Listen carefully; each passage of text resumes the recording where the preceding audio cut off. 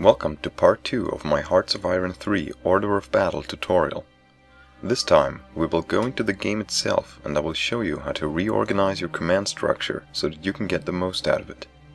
I will also talk some more about the intricate aspects of the system as we encounter them. I'm going to start a normal game as Germany. When you start a game, you will have a command structure already in place. You can of course just go with it and use it as it is, but it's usually flawed and fixing it can make your military quite a bit more powerful. As we can see, we have a lot of HQs of varying levels sitting around here, and the connections here indicate the relations to other units and HQs. The green line shows that this core level HQ is under the command of the HQ down here. Notice the 6 crosses at the top, which identifies it as a theater level HQ. You can also see the commanding HQ by checking the left here. If we select one of these divisions, you can see that the full command structure is shown above the unit information, not just the level directly above it, which is pretty useful, and in this case the structure is very short. In part 1 of this tutorial I explained how corps are commanded by armies, so why is this one under the command of a theater?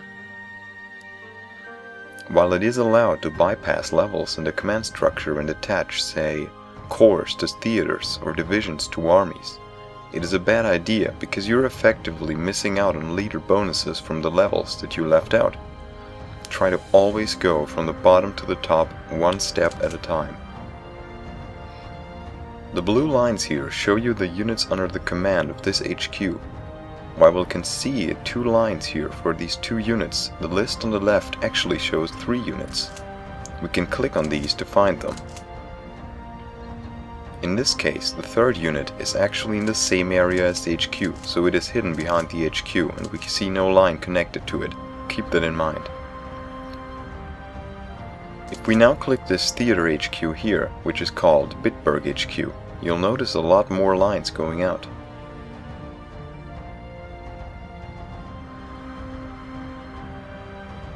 The dark blue lines are the units and HQs directly under its command. Light blue lines are units under the command of its direct subordinates. White lines indicate subordinates of subordinates and are also fine. There is one more type of colored line that we don't see here right now, and that is the red line. Red lines indicate that the attached unit is out of range of the HQ. Each HQ level has a maximum range, which is shown here by hovering over the HQ icon. This theater HQ has a range of 2,000 kilometers, so any attached unit that is further away than that will not receive its bonuses. Lower HQ levels also have a lower range. For example, the core HQ here has a range of just 200 kilometers. Now let's reorganize our command structure. We'll start by detaching HQs that are in incorrect positions, such as our earlier core HQ, which is attached directly to a theater instead of an army. You do this by selecting the HQ or unit you want to detach, then clicking the detach button. This will disconnect it from the HQ that is currently commanding it. Keep in mind the command structure below the selected HQ will stay intact, so even though this core HQ is no longer attached to any higher level HQ, the divisions below it are still attached to it. Now I'll go through all my core HQs and detach them so that I can start setting up things the way I want to. You can identify them quickly on the map by checking the crosses at the top of the unit. 2 crosses is a division, 3 crosses is a corps, 4 is an army, 5 is an army group, and finally 6 is a theater. Depending on how good or bad the starting structure for your country is, you may want to just disband all HQs and start from scratch. Unfortunately, there is no quick and easy way to do this, so you'd have to go through them one by one to disband them. We now need some army HQs to command all our core HQs. We can create a new one by selecting a detached core HQ and clicking this button. This creates a new HQ one step above the selected one. So if we now do the same thing with the newly created Army HQ, we will receive a new Army Group HQ. The only thing above that is the theater HQ, and we don't need any more of those right now, so let's attach it to the existing Bitburg HQ. Let's attach our other detached core HQs to our army HQs as well. On the right here you can quickly identify unattached units. Anything that is part of our command structure will appear under Bitburg HQ or Berlin HQ, which are our two theater HQs. Anything outside of those two needs to be attached somewhere. Let's just go through them now and attach them.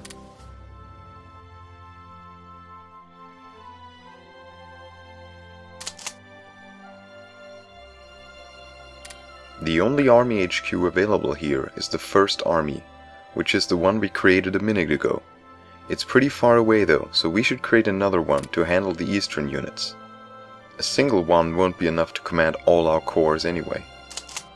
So let's select a corps closer to the eastern units and create an army HQ from it. This time we don't have to create an army group though, because Germany already starts with one in the east called Heeresgruppe A. We can just attach our army to that.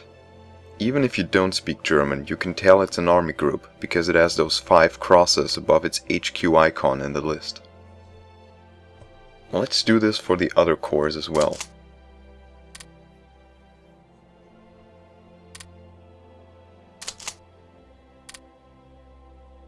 If you ever run out of army HQs, just create a new one. You will eventually need more as your military grows anyway. Keep in mind though that each HQ you create requires officers, so make sure you keep that officer ratio up when creating a lot of HQs.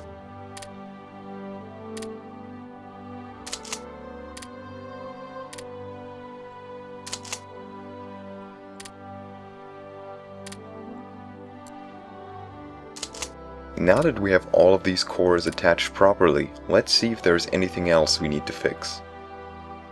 Let's take a look at our command structure in the order of battle viewer, which is hidden quite well here on the left. As we can see here, it seems there are some individual divisions attached to our theater HQs. While this isn't an issue for air and sea units because they work differently from land units, you definitely don't want infantry divisions and such here. Let's go ahead and detach them. Then reattach them to corps, creating new corps for them if needed. Once all that is done, I'll move my divisions and HQs around a bit so it all has a cleaner look. It's not really necessary, but I like to do it because it gives me a better idea of how everything is set up.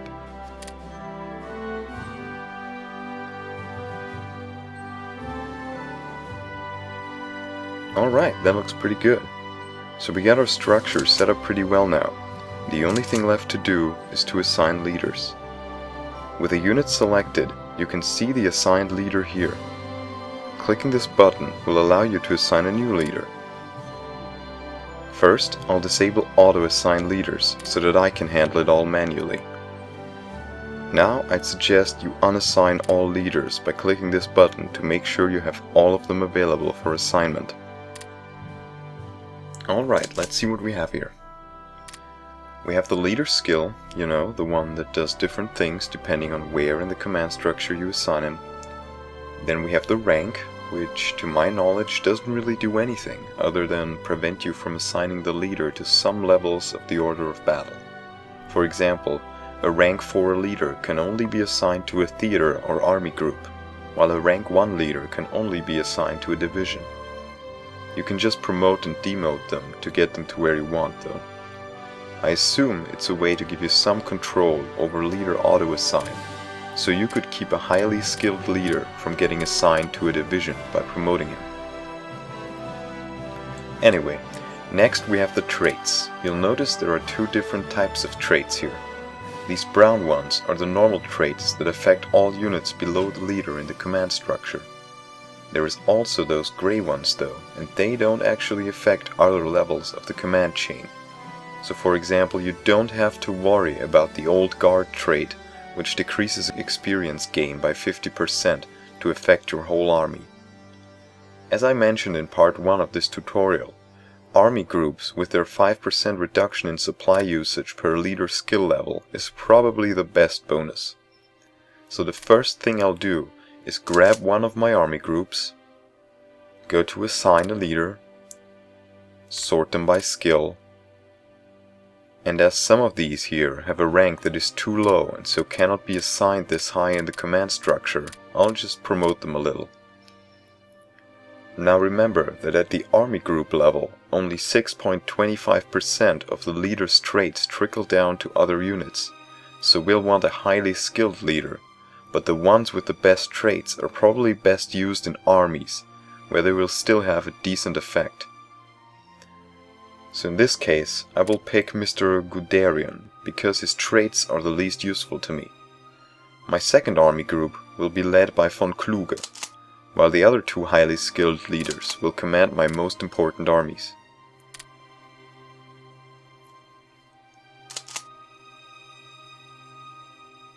Now you just have to go through and assign leaders to your units, which is a pretty tedious process, but not exactly complicated. It's really at its worst when you do this for the first time, but as you add units on later, it'll be much less annoying to assign them leaders as you place them on the map. Evaluate the leader's traits and skill levels to figure out the best place for them. Got a leader with reduced winter attrition and increased offensive power? Perfect, assign him to a corps full of tanks you're about to send into the Soviet Union. Skill is most important for army groups and armies, and still pretty damn good on divisions. Traits are most important at the division and corps level, but are still useful on armies. As for theater HQs, neither really matters too much. Alright, I'll conclude my tutorial at this point. I hope it helped you understand all of this stuff. If you have any feedback, positive or negative, please leave me a comment. Thank you for watching, and have fun with Hearts of Iron.